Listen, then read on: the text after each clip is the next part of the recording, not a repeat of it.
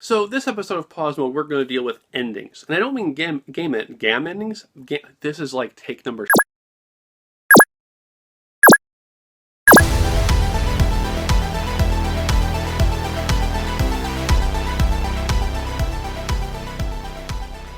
Hey everyone, it's Jason from GameRaveTV. Welcome to Pause Mode.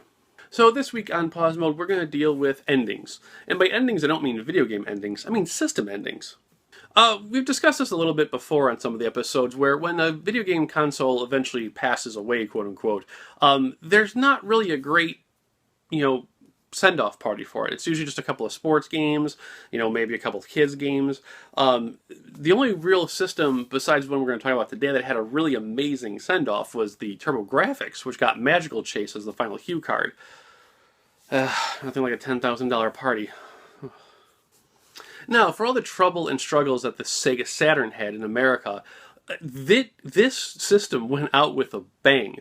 And when I say that, I can tell you exactly when and where I was when I bought each of these 5 games for the system. Specifically, Panzer Dragoon Saga, I was at the Toys R Us in Burbank, Illinois, and I remember calling my friend Alan because they only had 2 copies of it, and I literally had to borrow the Toys R Us's phone to call him to let him know they had a copy of it. Like, this is way back before cell phones and things like that. That's how crazy this was. Now, speaking of Magical Chase, which is just worth bonkers money nowadays for some weird reason, the Sega Saturn's last 5 games, besides being amazing in each of their own rights, are also part of the crazy dollar money bags club.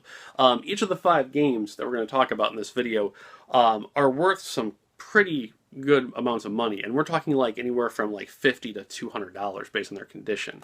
So if you're looking for a complete Saturn collection or a nice little subset, bust out the wallet. Alright guys, first of the 5 games to play that came to the Saturn's end, House of the Dead. Excellent game. Obviously it's a light gun game from the arcades. It's actually the only place to play House of the Dead 1. You can play House of the Dead 2 and 3 on other systems. And now, of course, the graphics don't match up to the arcade, and the textures are muddy, and the acting's awful. But this is, to this day, still one of the best light gun games you'll ever play. Just like Area 51, there were hidden locations, there were hidden things to shoot, hidden items in jars, and breakable boxes like that. And it's one of the cult classics, if you will. Like, I really wish there was a way they could bring light gun games back, as I mentioned in the previous GRTV episode. This right here, like, we need a PlayStation 4, Xbox One, House of the Dead game. I don't care how you have to do it. Project Morpheus. Just frickin' do it. The second game of the 5 to play is Burning Rangers, Burning Rangers, Burning Rangers. Now, Burning Rangers is an action-adventure game where you basically play futuristic firefighters. You have a jetpack and fire extinguishing skills, and you have to basically put out all these fires in 8 different levels. Now, what made Burning Rangers really cool is that it was one of the earliest games to actually have a Game Plus mode. By replaying the game on the same save data, you actually got to open up new doors to new areas and find extra victims. Just a really cool game. It can be a little confusing and disorientating when you're playing it the first time, just because of the way the camera can spin here and there, but if you can, get through that, you have an awesome adventure waiting for you. Now, the third game on our list actually starts off the 3 RPGs that ended the system's life, and the first is Shining Force 3. And the reason we're doing this one first is because we're going to show the RPGs in the order of their completeness. And what do I mean by that? Well, it turns out that Shining Force 3 in America is actually only the first chapter of 3 separately released game discs. Much like how movies nowadays have to have a part 1 and part 2 of the same movie, Shining Force actually came out in 3 episodes, and the first was the only one to come to America. So when you play this game, despite being about 40 hours of goodness, you will literally meet characters that you will never ever see again, because they're supposed to have been met up in discs 2 and 3. Alright guys, fourth on the list, and our second RPG, Magic Knight Rayearth. Now, this game is part of the incomplete series because, unlike Shining Force that was missing actual game discs, Magic Knight suffered a hard drive problem. Long story short, the developer that Working Designs got this from basically admitted that due to a hard drive crash, they lost a bunch of the actual programming data. So when Working Designs came to translate the game, they basically had to fill in the missing stuff with their own work.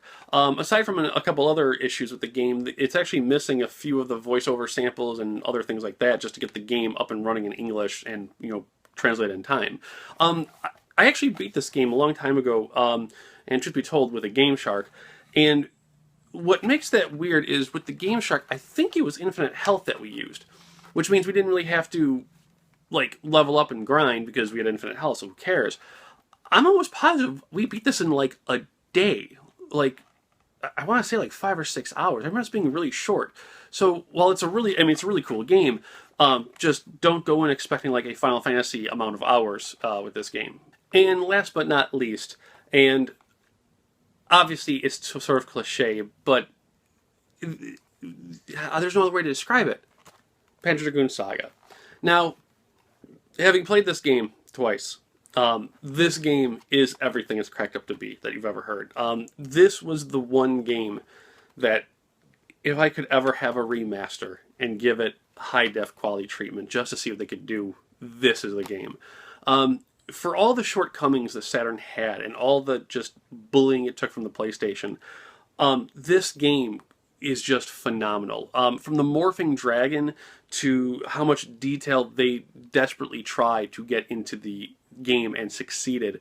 This is like, when you say someone put their heart and soul into this, that entire staff put their heart and soul into this game. It's 4 CDs long.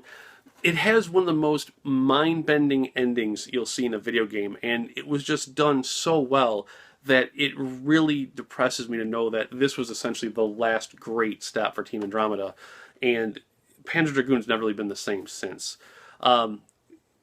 Oddly enough, there's also a variant with this one, the sleeves that the game comes in. I've actually seen black, which I believe is the first day one since I got this, like when it came out. I've also seen white sleeves as well, so technically there's a variant from a sleeve standpoint. And there you have it, guys. The final 5 games of the Sega Saturn in the US. You will never, ever see another send-off like the Sega Saturn have when it comes to the last 5 games. As I said, too, these guys can be quite the penny to pick up. I was fortunate enough to buy most of these guys on their launch day, so I literally spent like $50 when they came out. That being said, we'll see you next week with GameRaveTV. God knows what we're doing. A whole bunch of good stuff going on. We'll talk to you guys later. Have a great one.